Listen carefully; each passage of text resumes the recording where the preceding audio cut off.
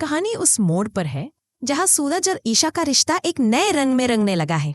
करवा चौथ की रात के बाद जब सूरज ने ईशा का व्रत तोड़ा और उसे अपनी बाहों में उठाकर बचाया, तब से उसके दिल में ईशा के लिए कुछ खास जागने लगा है। अब सूरज हर पल ईशा की खुशी में शामिल होने की कोशिश करता है। वो हर छोटा बड़ा बहाना ढूंढता है ताकि ईशा के चेहरे पर मुस्कान ला सके। जब ईशा हंसती है, सूरज का दिल भी खुशी से झूम उठता है। मोहल्ले वाले और परिवार के लोग भी सूरज के इस बदले हुए अंदाज को नोटिस करने लगे हैं।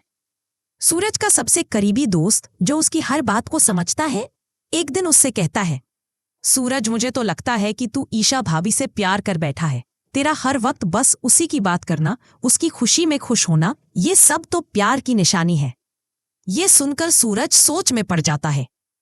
वो अपने दिल से सवाल करने लगता है, क्या सचमुच मुझे ईशा से प्यार हो गया है? बार बार उसका चेहरा मेरी आंखों के सामने क्यों आता है? जब तक मैं उसे ना देखूं, मेरा दिल क्यों बेचैन रहता है? क्या यही प्यार है? रात दिन सूरज इसी उधेड़-बुन में डूबा रहता है। आखिरकार उसे एहसास होता है कि वो सचमुच ईशा से बेपनाह प्यार करने लगा है। लेकिन दोस्तों, यहाँ कहानी में एक बड़ा ट्विस्ट है। सूरज ने सालों पहले हनुमान जी के सामने ब्रह्मचर्य व्रत लिया था। वो इस व्रत को अपनी जिंदगी का सबसे बड़ा सिद्धांत मानता है। लेकिन अब ईशा के प्यार ने उसके मन को हिला दिया है। वो सोचता है, अगर मैं ईशा को अपनाने के लिए अपना ब्रह्मचर्य व्रत तोड़ दूं, तो क्या हनुमान जी मुझे माफ करेंगे? लेकिन अगर मैंने ईशा को खो दिया, तो मैं उसे यूं परेशान और दुखी नहीं देख सकता। उसे उसकी खुशी जरूर मिलनी चाहिए। सूरज का दिल और दिमाग इस उलझन में फंस जाता है। एक रात सूरज हनुमान मंदिर जाता है। वो हनुमान जी के सामने हाथ जोड़कर खड़ा होता है और अपनी पूरी उलझन उनके सामने रख देता है। वो कहता है, हनुमान जी, मैंने आपका व्रत पूरी श्रद्धा से लिया था, लेकिन अब मेरे सामने मेरा प्यार खड़ा है। मैं ईशा को दुखी नहीं देख सकता। मुझे माफ कर देना, लेकिन मुझे ये ब्रह्मचर्य व्रत तोड़ना ही पड़ेगा। सूरज की आंखों में आंसू हैं, लेकिन उसका फैसला पक्का है। वो ठान लेता है कि वो ईशा के साथ अपनी जिंदगी की नई शुरुआत करेगा। अगले दिन एक खास मौके पर सूरज ईशा के सामने आता है। वो उसे अपने दिल की बात बताता है। वो कहता है, ईशा, मैंने तुम्हारे बिना जीने की कोशिश की, लेकिन हर बार तुम्हारी याद ने मुझे बेचैन किया। मैं तुमसे प्यार करता हूं और अब मैं तुम्हें अपनी जिंदगी का हिस्सा बनाना चाहता हूं। ये सुनकर ईशा की आंखें खुशी से छलक उठती हैं। सूरज उसे गले लगाता है और ये पल हर किसी का दिल जीत लेता है। मोहल्ले वाले और परिवार के लोग इस नए प्यार को देखकर हैरान और खुश दोनों हो जाते हैं। ताई जी, जो अब तक ईशा की हिम्मत और समर्पण से प्रभावित हो चुकी हैं, इस रिश्ते को अपनी मंजूरी दे देती है।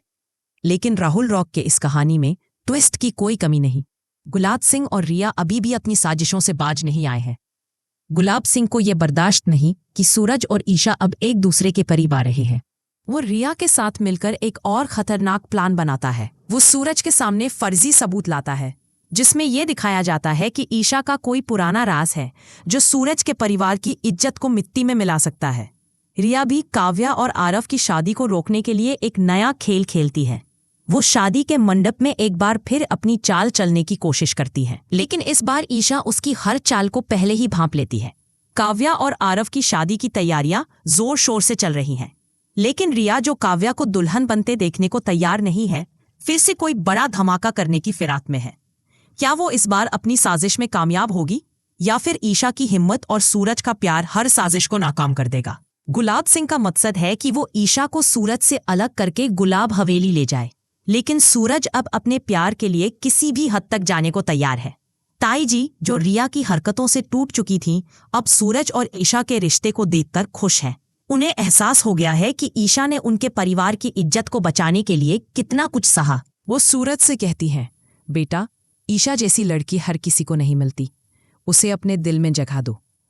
पापा जी भी सूरज को समझाते हैं कि प्यार का रिश्ता हर व्रत से ऊपर है। लेकिन क्या सूरज और ईशा का प्यार गुलाब सिंह और रिया की साजिशों से बच पाएगा? दोस्तों, राहुल रॉक्स पर यह इमोशनल और ट्विस्ट भरा अपडेट कैसा लगा? क्या सूरज का प्यार ईशा को हमेशा के लिए उसका बना लेगा? क्या गुलाब सिंह और रिया की साजिशें इस नई शुरुआत को रोक पाएंगी? और सबसे बड़ा सवाल, क्या काव्या और आरव की शादी बिना किसी रुकावट के हो पाएगी?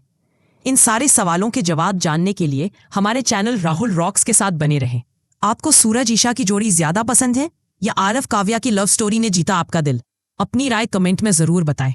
और सूरज का प्यार कितना गहरा है ये भी कमेंट करें। अगर आपको ये धमाकेदार अपडेट पसंद आया तो लाइक करें, अपने दोस्तों के साथ शेयर करें और राहुल रॉक्स को सब्सक्राइब करना ना भूलें। बेल आइकन दबाएं ताकि हर नया ट्विस्ट सबसे पहले आपको मिले।